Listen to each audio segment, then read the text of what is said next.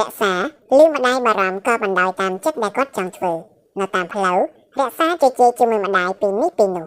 ហើយជម្រាបសួរចាស់ៗដែលបានជួបមកដល់សាលារៀនរក្សាបានចង្អុលប្រាប់ថ្នាក់រៀនដល់ម្ដាយ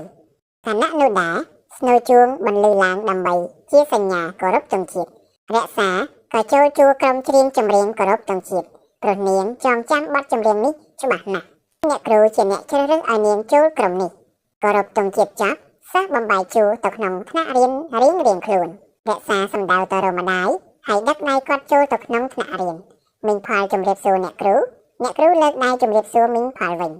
មីងផលបានប្រាប់រឿងកូនស្រីដែលរើសបានខ្មៅដៃដល់អ្នកគ្រូបានយល់រឿងនេះក៏ហៅកូនសិស្សទាំងអស់ចូលក្នុងថ្នាក់រៀនបន្ទាប់មកកូនសិស្សទាំងអស់ក្រោកឈរជម្រាបសួរអ្នកគ្រូនិងមីងផលអ្នកគ្រូហៅរក្សាមកជិតនិយាយថាសូមកូនឲ្យខ្មៅដៃដែលកូនរើសបានមកអ្នកគ្រូសួរទៅសិស្សក្នុងថ្នាក់ដោយមិនបង្ហាញខ្មៅដៃតើមានកូនណាបាត់ខ្មៅដៃទេវីរៈជាសិស្សធំជាងគេរៀនធាត់ក្រមាពូកែញ៉ាស់ក្រោកឈរយ៉ាងលឿនអ្នកគ្រូសួរទៅវីរៈថាវីរៈកូនបាត់ខ្មៅដៃមែនទេឆ្លើយថាបានអ្នកគ្រូបាត់មែនអ្នកគ្រូសួរបន្តកូនបាត់នៅកន្លែងណាវីរៈតបកូនទុកក្នុងកាតាបលើតុចម្លើយរបស់វីរៈធ្វើឲ្យមីងផលមានអារម្មណ៍ខឹងនិងរក្សាជាខ្លាំងអ្នកគ្រូឃើញទឹកមុខមីងផលមិនល្អក៏សួរបន្តតើកូនបាត់ខ្មៅដៃពណ៌អ្វីវីរៈតបខ្មៅដៃកូនពណ៌ក្រហមឆ្នូតម៉ែទៅនឹងទិញឲ្យគ្រាន់តែលើចម្លើយរបស់វីរៈធ្វើឲ្យមីងផលមានកម្លាំងចិត្តបន្តទៀតព្រោះខ្មៅដៃនេះពណ៌ក្រហមតែមិនមានឆ្នូតទេហើយអ្នកគ្រូដឹងចរិតវីរៈក៏ប្រមានគេថាកូនមិនត្រូវចង់បានរបស់អ្នកដទៃទេព្រោះអ្នកគ្រូដឹងថាកូនមានសម្ភារៈសិក្សាគ្រប់គ្រាន់អ្នកគ្រូបន្តយ៉ាងម៉ឺងម៉ាត់ថាបើធ្វើរបៀបនេះទៀតអ្នកគ្រូនឹងហៅឪពុកម្ដាយកូនមកសាកសួរដល់ក្នុងថ្នាក់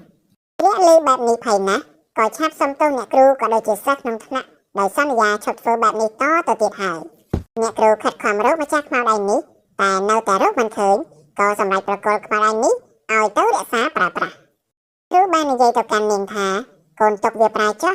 ហើយកូនត្រូវខិតខំរៀនឲ្យកាន់តែពូកែរក្សាតបចាអ្នកគ្រូអរគុណអ្នកគ្រូនិយាយទៅកាន់មីងផលថាជាក្មេងស្លូតបូតរៀនក៏ពូកែទៀតផងខ្ញុំសូមសរសើរមីងដែលមានជីវភាពលំបាកតែអប់រំកូនបានល្អណាស់ចាប់តាំងពីពេលនោះមករក្សាព្យាយាមធ្វើតាមការណែនាំរបស់អ្នកគ្រូនិងឪពុកម្ដាយរក្សាបានប្រើខ្មៅដៃនេះរហូតដល់រៀនចប់ថ្នាក់ទី3ខ្មៅដៃនេះនៅសល់ខ្លីបំផុតស្ទើរតែកាន់សរសេរមិនបានបន្ទាប់ពីប្រឡងចប់